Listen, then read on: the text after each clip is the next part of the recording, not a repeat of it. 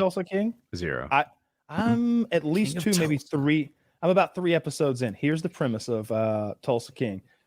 Sylvester Stallone was a New York mobster. He just did 25 years because he wouldn't like tell on his boss or whatever. He gets released from prison right at the beginning. He's got some voiceover while you see him getting like released from prison. It's funny. It's like good stuff. He's got some good lines in there. And right away, it's like, okay, he's going to be kind of a wise, smart, funny kind of guy. And he is. And he instead of taking him to like a mobster reception at Scores, the strip club, he's like, we're not going to Scores. There's no party. He's like, nah, Long Island. Oh, okay. We go to a house. Whose house is this? They didn't say. And he's getting scared. And like, he's basically walking in the room, like prepared to die. And it's not even that good of a news when he gets in there, and it's not death. They're like, look, there's nothing here for you anymore. There's nothing here for you. He's like, I just gave you 25 years of my life. My family won't talk to me. There's nothing for me. It's like, you go Tulsa. I'll give you Tulsa. Fucking Tulsa. That's you're exiling me. Look, you've given you your whole fucking city. You get a whole fucking city. Now get out of here. And that's basically how it ends. And I'm like, okay, so he runs Tulsa, Oklahoma now? Is that yeah, he does. But the thing is, there's no like mobster network in Tulsa, Oklahoma. What they're saying is, we okay you going to Tulsa and taking over. So you have to make your own enterprise. Dude, he rolls into town and like because he's missed the last 25 years or whatever, and you know, he's 75 years old.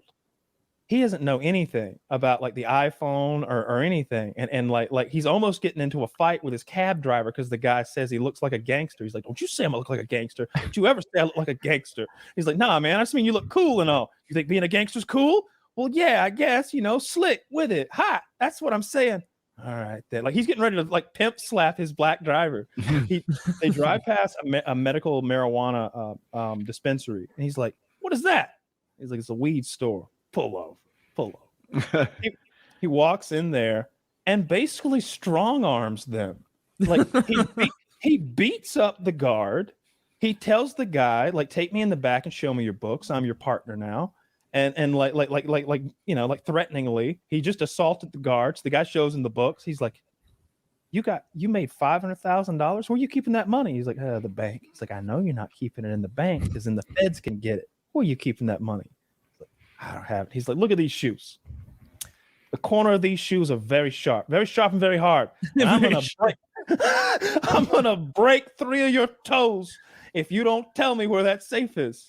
We both know it's right there. Yeah. So he gets up and he opens the safe, and there's this like giant pile of money, and he peels off like 100,000, and he's like, all right, I'll see you in a couple of days. He's like, that's all you're taking? He's like, I told you we're partners now.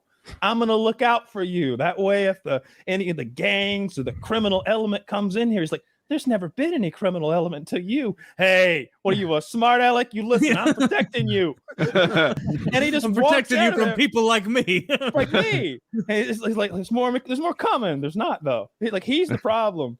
And he walks out of there with this man's money and like gives the driver half of it and is like, go get me this car, and hands him a page out of a magazine. He's like, you want a Lincoln Navigator?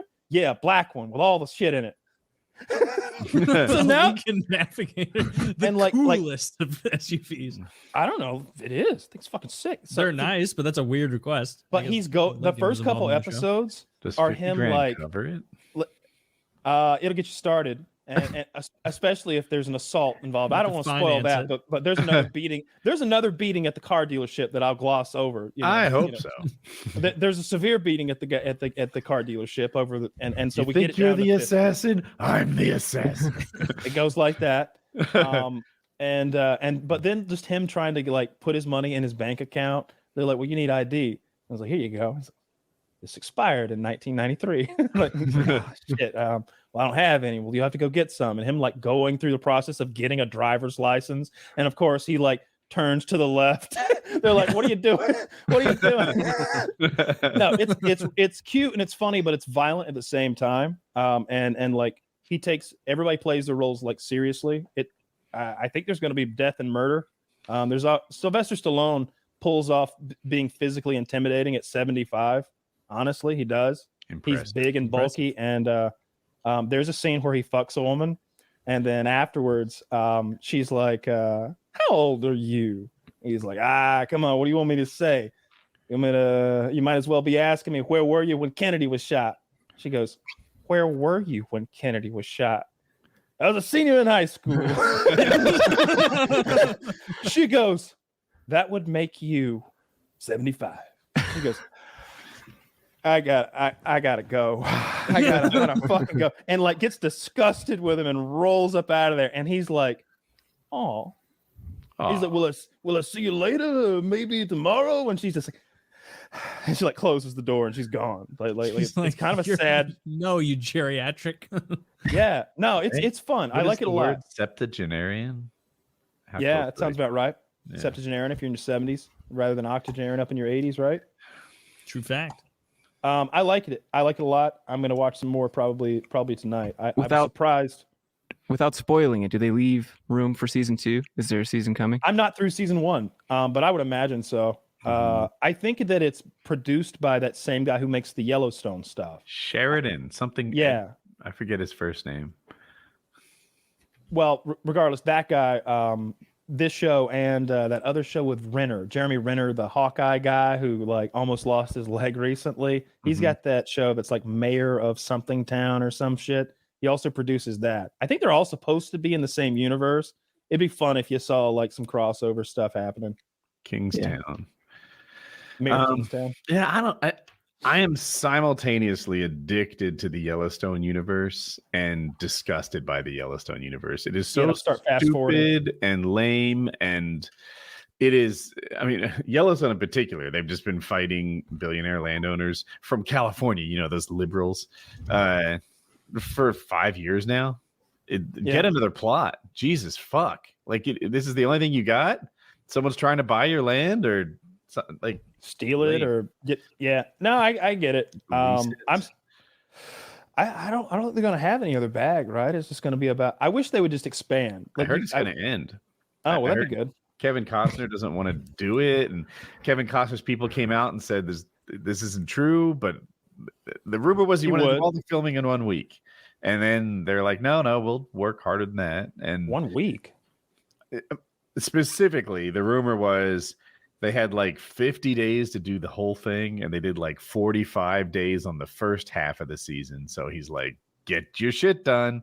And then they said that wasn't true. So take that. Yeah, that's definitely not true. Like production times, especially on a big show like that with all the animal stuff, it's got to be a couple of weeks per episode at least. Like Star Trek The Next Generation was 2 weeks per episode, to give you an idea. And like, and it's way more controlled. They're able to set everything up. Yeah. They got like 3 sets.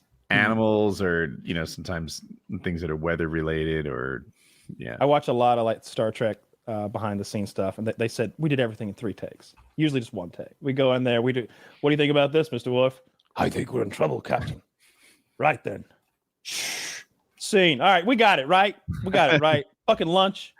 Like, they just roll. I heard Scorsese's like that. I think I might have messed it up. No, Clint Eastwood. Clint Eastwood is like that. Eastwood is the guy.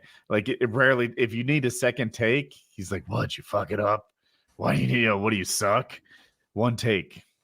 I don't know. Eastwood makes good movies, so yeah. They say he doesn't do a lot of takes. I haven't seen the one that he made about the Atlanta bombing. The bombing thing. Remember we had the Olympics in Atlanta, and there was a bombing. They got the wrong guy, they got the wrong guy right away, and the media got carried away with it. I'm blanking on his name. Richard Jewell, I think. Thank you. That's the name of the movie as well, I think. Yeah. And look, I was a kid. It was 96, so I was 10. But I remember this vividly. How like, oh, it was this. They got him. It was that guy, and he's like all over the news, and it's like, this is the guy who tried to blow up the fucking Olympics. Meanwhile. He's the fucking hero cop who came in like Paul Blart, looking like Paul Blart too, but he's the guy who was like, bomb. And he's like, get everybody out of here. Probably saved lives, like got the bomb defused, got it out of there, it never went off. Saved the fucking day. Needed him on one of those hijacked planes on 9/11, but he couldn't because they ruined his fucking reputation in 96. And so that's what the Clint Eastwood movie is about. It's about him like, I don't know. I haven't seen it. It is. Oh. It's very good. It's sad, but it's good. Yeah. I haven't seen that many of Clint Eastwood's directing. What has he done other than like Gran Torino that he directed? Like no, the World War II one. Is it Flags of Our Fathers, or is it something of Iwo Jima? Ghosts of Iwo Jima, maybe. He made a World War II, and I think that's from the Japanese perspective. That's really good. Oh, that'd be cool. But I'm spacing on the name. I think maybe. I remember The Mule. I think Sully. Unforgiven. We're skipping out on. Let's see. $1 Million Baby. Oh yeah, with Hilary Swank. I'm so outclassed in movie discussions. I haven't seen any of these. Well, I'm cheating. You've never seen $1 Million Baby? That's like Heartbreak Ridge. That's it's a boxing movie. Heartbreak Ridge is great. So that's when Clint is like that, like still physically imposing age of like maybe 45 or so, and he's like muscular. He stayed muscular his whole career. If you look at, there's a movie where called Space Cowboys where he goes to space as like a 70-year-old man. He's got bicep veins. But anyway, going back to the other thing, Heartbreak Ridge, he's training some soldiers. He's got his own like squad or whatever. And it's, it's the classic cliches. He's like, there's like a slick guy with cool glasses, and he steps on the glasses, and everybody's like a jokester or whatever. And he like kicks their asses, makes them a fighting unit. And then they end up in some half-assed battle/war in maybe like South America or something. And so you get like some explosions, some battle, and some hoorah shit. It's good. It's okay. It's like an action movie. Who's your favorite director? The best one